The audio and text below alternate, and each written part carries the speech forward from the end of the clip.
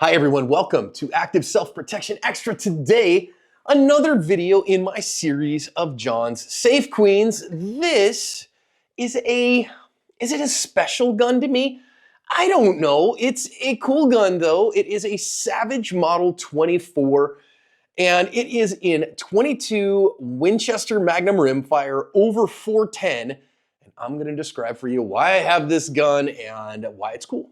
The Filster Enigma is a revolutionary holster chassis system that completely divorces your holster and gun from your clothing, giving you unprecedented concealment whether in sweatpants or formal wear. It attaches to your AIWB holster via the wing and allows incredible flexibility for your concealed carry. Get yours at the link below. So again, in this series on my Safe Queens, I'm just introducing people and kind of going behind the scenes. I jumped into one of my rifle safes and I was like, wow, there's a bunch of guns in here that I know nobody on the channel has ever seen. And so I was like, I wonder if anybody'd be interested in them. And so I put one up and a bunch of people were really interested in it. So I thought I'd keep digging through the safe a little bit. And this is another fun one. It is a Savage Model 24. And in particular on this Model 24, this is a very old gun and it's why I love it. It is actually, if you look at it here, now I'm not gonna zoom it in so far that you can see it, but right there you maybe see that there. It's a beautiful case hardened finish, right? So you can see the case hardening on, on the frame here. And right down here, there is a three letter or two numbers in one letter designation that tells you that this gun was actually manufactured in 1959. So this gun was actually made before the Gun Control Act of 1968, and therefore it did not have a serial number on it when it was manufactured because that wasn't required. Now, it's a break action over under, right?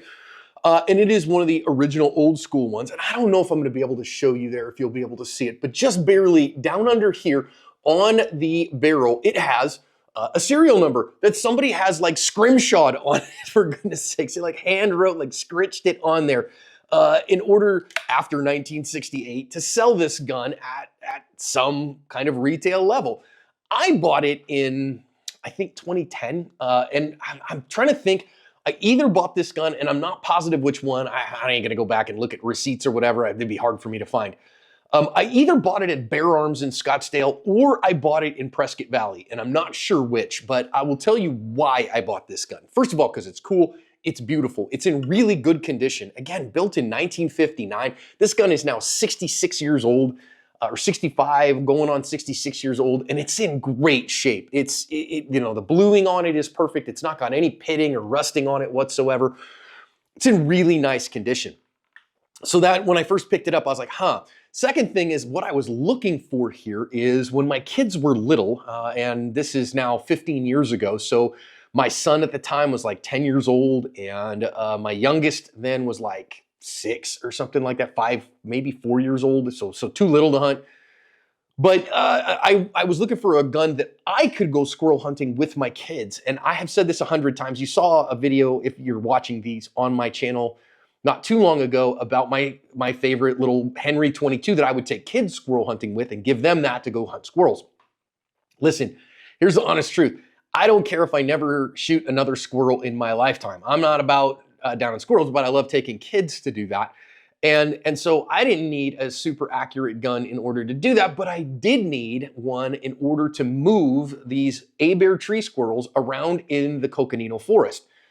So what you tend to do is you very seldom will see a squirrel bebopping on the ground in the Coconino Forest. What we tend to do is we'll walk them down. Sometimes we'll scout with the truck and then walk in a field or whatever if we think we see some in there. And if we catch a squirrel on the ground, one of the kids will just run after it and chase it up a tree. And that's where you really are going to get an A-bear tree squirrel. You chase it up a tree, and then those trees in the Coconino Forest, if you're from the East Coast, this will be weird to you, but the Coconino Forest, the trees are fairly far apart. And so they can, the boughs will kind of interconnect at the top. So sometimes the squirrels will hop back and forth between trees like that. But a lot of times you get them high enough up in the tree, they can't move to another tree. However, their little fur patterns, and they get used to getting shot at, and they will flatten down on a branch, and they look an awful lot like a pine tree, like little tuft. And so if you think, I think he's right up in there, then what I wanted was a little 410 shotgun, just something I could, take some number sixes or number fours and just pepper up in that area to get the squirrel to move so the kid could see the squirrel again, get a good shot on it, knock it out of the tree, and then take it home and eat it. And so I found this. Again, I don't know if it was at Bear Arms or at Prescott Valley Guns that I found this gun, but I picked it up as soon as I saw it because I think, if my memory serves me correctly, I paid about $100 for it. And that's pretty good even back in $2010, right? Super reliable. This gun's actually fairly accurate. One of the reasons I kind of liked it, now they made these guns from like 1948 all the way into the 80s. When they got later in their production model, they made them as much as, they made some centerfire ones, as far as I understand, as much as 223 over 12 gauge. This one, I've seen quite a few in 22 long rifle over 410, but it's actually kind of rare to see a 22 Winchester Magnum rimfire over the 410. And I kind of like that because what I would do is I would keep a 22 mag in this gun in case we ran across coyotes. Here in Arizona, if you're a deer hunter, man, coyotes are just a menace and they're considered vermin here. And so if we see a coyote out there, we're gonna smack that coyote for sure. So having something where I could reach out and tap a coyote and put it down out to maybe 150 yards or something like that was very helpful in not having to carry another gun. So 410 for the squirrels, to move squirrels around.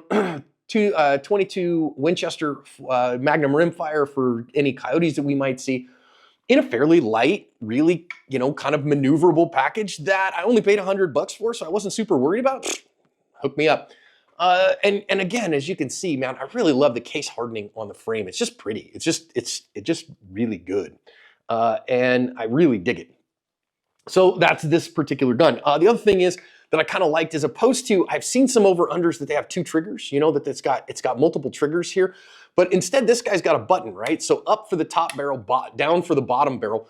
And the trigger here, you've got back, you've got forward all the way down, and that's what you've got. So this guy has got a one or two, and you can, if I remember correctly, yeah, you can get a middle spot in there, but I'm not positive that actually was supposed to provide a safety. So the safety here is hammer down. So the way that you would normally carry this, load it full, hammer down, and then when you needed it, right? So you'd come around, when you needed it, you'd cock the gun with your thumb as you brought it up, and that kept this a little safer if you fell with it or something like that.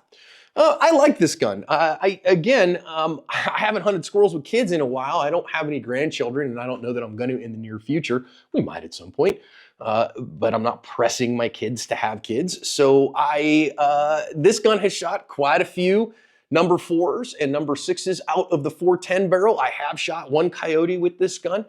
And put him down out there in the Coconino. And I dig this gun. Would I sell this gun? I don't think so. What would it be worth? I don't even know what these are worth today. I didn't look it up on Gunbroker or anything like that, but I don't think it's worth enough for me to part with. It sits in the safe and ain't doing anybody any harm. So yeah, another hunting gun from John. And my questions for you on this, do you have any guns that you took kind of as a, do I have a real purpose for this gun? Well, no, but I use it to help kids hunt, or I use it in this other ancillary way just in case I had this thing. And I don't know, maybe the 2 barrels, I ended up kind of finding a rationale to buy it because I wanted to. And thankfully my wife puts up with trash like that in my life because she lets me waste money on things that I find enjoyable. Anyhow, I hope you enjoyed this Savage Model 24 made in 1959. Hope you have a great day.